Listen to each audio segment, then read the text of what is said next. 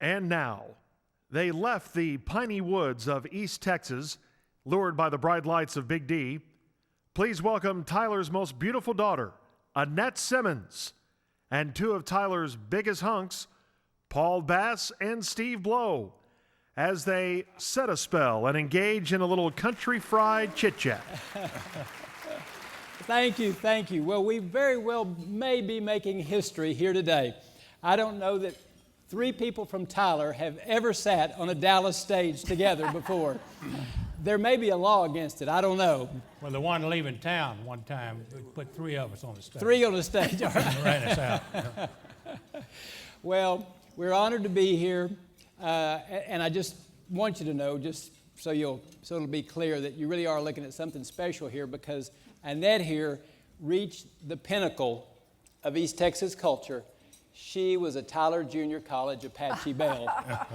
And it just doesn't get any better than that. Now, we're not going to ask for any high kicks today. Good, okay. All right. Okay, thank you. Well, it's great to be up here with my three fellow escapees from behind the pine curtain. Couldn't be prouder to be on the stage with you. You two have known each other literally since birth. This amazes me. That is a long, long friendship. Annette, tell us how in the world you can be a friend with someone from the crib. Steve, we were born next door to each other, and we lived next door to each other most of our school days.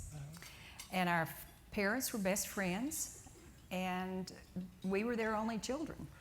So somewhere along the way, we adopted each other as sister and brother. And it's been that way all these years. And I'm sure Paul will tell you soon how many years.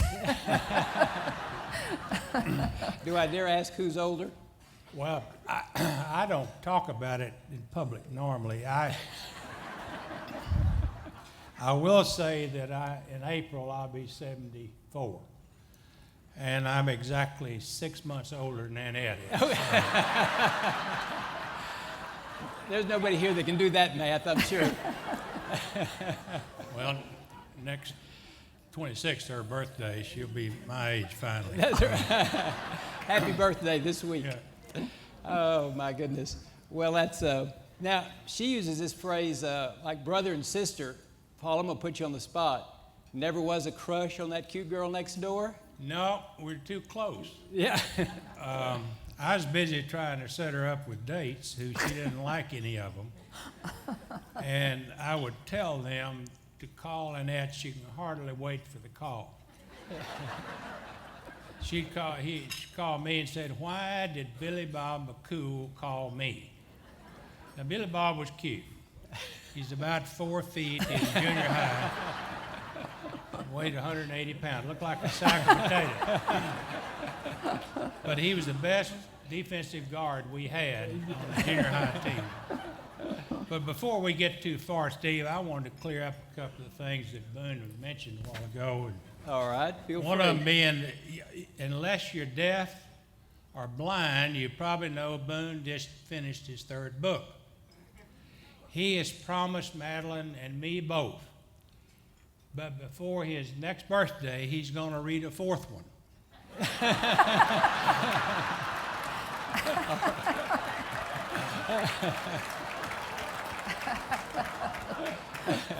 And in that book, he talks about Holdenville, yeah, and where he grew up, and the fact that, and I appreciate this medical adventure back then, but his mother was having difficulty in childbirth. The doctor came to his dad, and hi, Gary, good to see you. My doctor's here in front.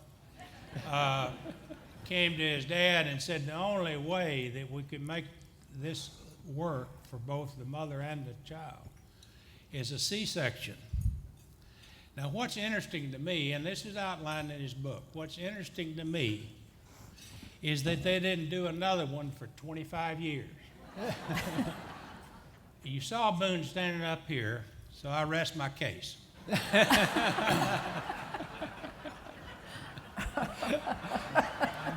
All right. You can look it up. Yeah, oh yeah. Well, Annette, any childhood memories of this guy? Did he ever let you talk? Not very often, not very often. He was the high school, let's see, what was it then? The president of student body, most favorite, most likely to succeed, and he told me all about it every day. Is that right? We were in the 6th grade. Well, actually, about the 1st grade, they had an election for the most beautiful, outstanding young girl, and the way you voted was a penny a vote. Well, Uncle Ray and Daddy loaded me up with a sack. I had $50 worth of pennies. Oh, my. Oh, wow. There wasn't $50 in our whole part of town. Yeah. And Annette one hand down. Well, I bet she did. I'll bet she did. Well, eventually, after the Tyler Junior College years and a sojourn through Texas A&M, you both ended up at SMU here in Dallas. And I remember as a boy from Tyler how Dallas was, it was kind of big D, a little overwhelming. Bigger than Dallas, people would talk about in Tyler. Can you remember coming to Dallas and what some first impressions were of You know, I was very young when my father used to bring us, my mother and I, here for Neiman Marcus decorations for Christmas. We didn't buy anything, but we walked through that store 10 times. It was so beautiful. And then SMU, of course, was, it was a shock to both Paul and myself. We grew up in a small town, and but it was fun, and we never went back to Tyler after we lived in Dallas. Not even tempted. Paul, how about you? Well, driving up here, the first thing you'd see is Mercantile Bank and the tower and the clock. Yeah. You know, that's the tallest building in town. And I got to SMU, and I only knew one way to get downtown to the movie. And it's down, cut across from SMU, go over to Cedar Springs, come down that way, and it took forever. I couldn't use the Central. It's brand new, just opened up to Mockingbird. I didn't know how to get home from there. So I had to go the same way every time. And I, in my graduate school, finally learned my way back. Oh, good. Well, good. You're pretty well getting all over town these days. Well, not really. Carl and I stay lost half the time. Well, Annette, I know you have, as much as you love Dallas, I know you also have a home in California, and you almost made the news here a couple of weeks ago.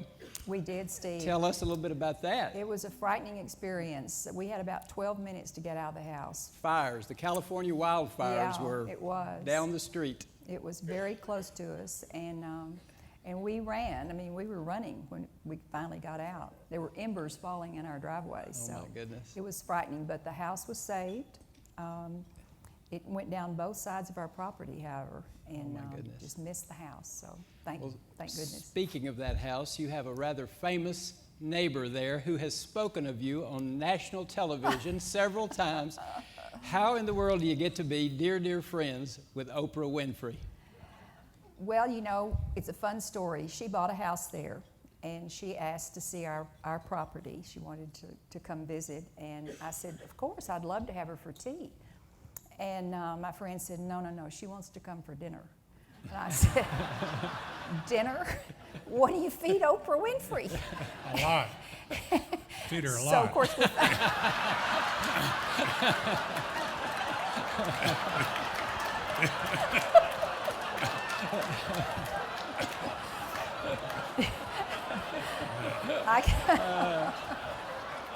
This won't get back to her, I'm sure. No, I hope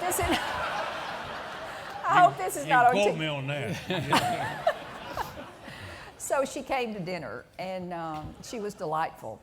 And before she came, I told Terrell, whatever you do, don't ask to have a picture with her. She doesn't like that.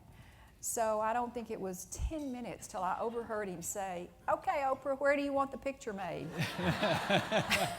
Anyway, they became fast friends. They talk a lot about growing up without electricity and running water and all that, kind of like Paul's and my old stories. It gets a little old, but it's kind of fun too. So we are good friends. Well, and good. She's been a great friend. So I understand it gets a little old having Oprah over?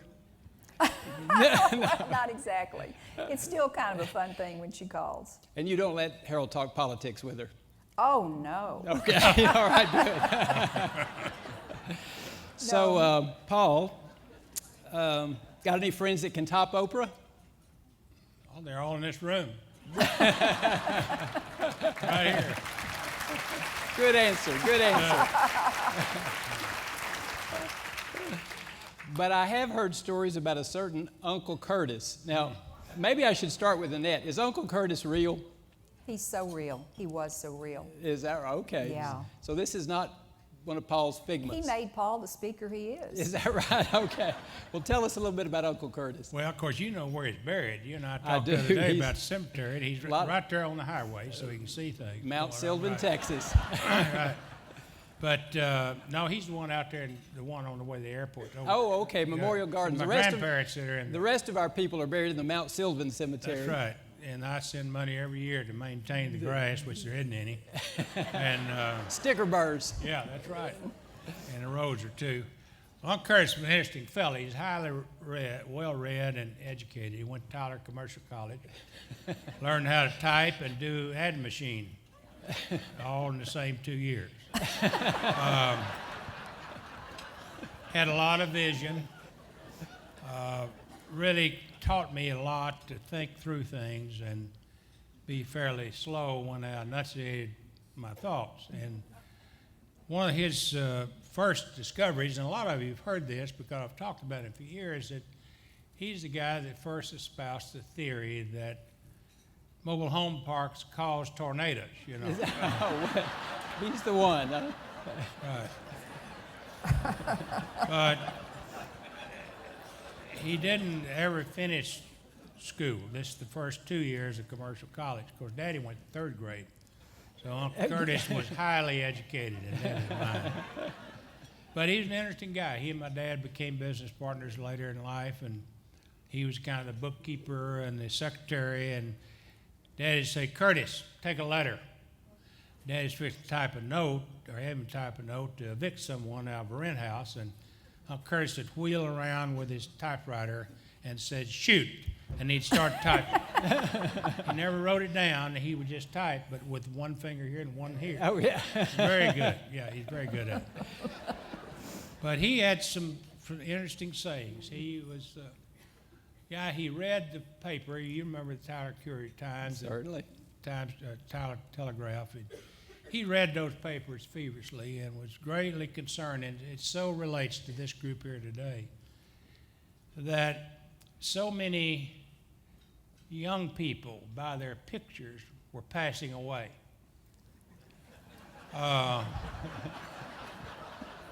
In their 80s. So he encouraged me to share with everyone to at least every 5 years get a new portrait made or a picture or something, yeah. And quit using the World War II uniforms when you're there. But he was an interesting person. I'm sorry you didn't know him. He'd give you a lot of stuff to write about. Is he the one that told you it's always better to be seen at a funeral than viewed? Oh, no question about it. That's what I thought. Thought that was Uncle Curtis. Yeah, and speaking of that, I caught Bill Sparkman out here passing out cards a while ago. I told him, stop that. I mean, this is not a place where you solicit people. That's right. They're going to come to you. That's right. So he moved over to the corner away from my view and continued. But, Well, thanks for that vigilance. I appreciate that. Well, we honor you two today because of your service and your philanthropy, and I'm curious what the roots of that are. I know you don't come from, they weren't well-to-do backgrounds in Tyler. I think your family certainly had success later on, but where do these instincts come from, Annette? Well, it was a natural for us, Steve. We grew up with our first grade teacher, Miss Goodman, deciding who in the class needed extra socks, extra underwear. And most weeks, Paul and I went to school with paper sacks with underwear and socks for our buddies. And always we went to school with graham crackers for snacks for the ones who didn't have breakfast. So we saw our parents giving. You're right, no, we were not wealthy by any means. Paul and I thought we were, but we were not. And we saw our mothers cooking for people and taking food, and our fathers giving to people when they really couldn't afford it. So it was pretty much a natural for us, and it was a great childhood. We had a storybook childhood, actually. We grew up with ponies in our backyard, and the daddies were working really hard to get their businesses going. Mine was a welder, and Paul's was a car dealer, but they always made time to come home and ride ponies with us. And we rode horses till they made us come in at night. Oh, that's what So sounds it was wonderful. not like today's childhood exactly, but it was a wonderful one. I know it was. Your philanthropic passion seems to be children. What does that stem from, you think? Why children particularly? I don't know that. I just have a concern for children, for their health, for their dental health, for their hunger. So that's been my priority. Paul, I noticed as I look at your list of endeavors, I think you've served on the board of every hospital in town. Are you just going to try to be sure there's a bed available somewhere? I need more than one sometime. Why hospitals? Well, when I was fortunate enough to be appointed to the Dallas County Hospital District and first met Ron Anderson, who had been there about a year as CEO, and the hospital was in terrible disrepair, and Joel Allison will remember how it was back then, and we had 8-bed wards and rats in the basement and cockroaches everywhere, and several levels blocked off that were white only or black only from the old days when it was built. And I said, if anything needs help in this community, it's this institution that could do more for more people. And that was in late 82, and I've been involved ever since there in the Come a medical long school. way. And it's something I have a great feeling for and a great drive for. And you get the most done for the greatest number of people. And there's a big gap. Annette has a great feeling and interest in younger children because most of them can't do for themselves. Then there's a big gap there, and then you get to the senior source, and they, again, fall back almost childlike, and they can't do things for themselves. Right. So this is another great avenue here of service to people who cannot serve themselves in a lot of ways, and that's kind of what you look like. But Annette said, look for, but Annette said that you're not born with this, you're taught. And Mother was a precinct chairman back then. I'll say it out loud, I don't often. She was a Democrat. But that's all we had. And she was a precinct chairwoman, and we walked door to door and so forth. And I went to every election, and they counted the votes by hand at Marsh Elementary School. Then, it'd last 4 or 5 o'clock in the morning, but she was always giving. Patsy, Annette's mother, and my mother were always homeroom mothers, always involved in what we were doing and interested in the environment that we grew up in. The example was there from the very That's beginning. right. Yeah. And it was giving to somebody else, and Annette hit it very well about a lot of our kids that we went to school with didn't have shoes, and they were barefoot, which Annette and I fought to be barefooted. But anyway, that was kind of the background. Well, I think I can sum up by saying Dallas is very fortunate to have you two here. And let me just say, you, Tyler, proud. Thank you so much. Thank you, Steve. Thank you. Thank you very I much. will say one more thing. Okay. Paul's got one more point he'd like to make. I would like to compliment Steve coming out of Tyler, age 57. He's one of the few people that came from there and can write. And we're proud of him. Thank you very much. I appreciate And that. also, Uncle Curtis got one more thing you've all heard, but don't ever forget it. If there's a will, try and get in it. Will do. Thank you very much. All right. Thank you very much. Thank you. Whoa, congratulations. Congratulations. Yeah. Golly.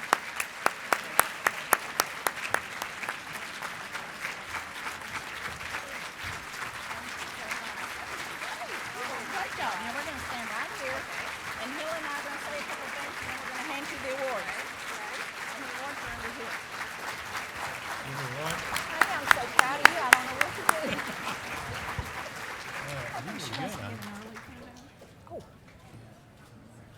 Thanks, Christina. Well, if you all will take a seat, we're almost done.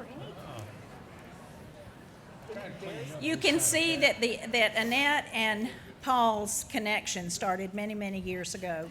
They have both led by example and made Dallas a better place for every one of us. They learned from their parents early on to care for and to love their fellow man, and I've learned from another luncheon this week that that's actually the definition of philanthropy, is to love your fellow man. And Annette and Paul, your fellow man love you right back. Thank you. Thank you. Thank you. Just in compliment to what Margot had to say, Annette, we hear a lot about you. We know that you take education, you take things and really look at them from a standpoint of what it really means from a philanthropy standpoint. You get educated on it, and then you figure out whether this is something you want to be involved in, and you've been a champion, and Harold's been with you right there. Paul made an interesting comment. Philanthropy is an education process, and it really is. When I was with some other people who bought control of a company that Paul was involved with, Paul's first comment to me was, Hill, Carl and I want to do things on a philanthropic basis. And if y'all don't want to be in support of that, then maybe I shouldn't do a deal with you. Well, in essence, we did do the deal, and Paul has made us all very proud. And the work that he and Carla have done for this community, I wish we had a whole city full of it. But the fact of the matter is, because of these two individuals, we have a great community. It's going to get better. There's some things we have to sharpen our pencil on, but we're going to get there. But we're going to get there for people like the two of y'all, and we thank you. Thank you. And here are some awards to say thank you for what y'all have done. It's with great pleasure and the utmost appreciation Thank you. that Thank we you present very you with the much. 2008 Spirit of Generations Award, and you couldn't make us prouder. Past, present, and future, you take care of all of us. Thank you Thank very you. much. Thank you. It's all- Thank you, sir.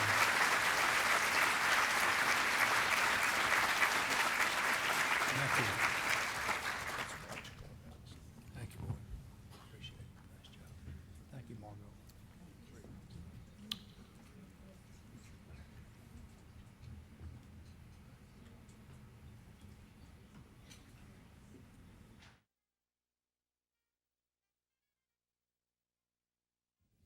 Well, it's just very, very special to the senior source that you've chosen to be with us today. Congratulations to our honorees, and happy Thanksgiving to you and your families.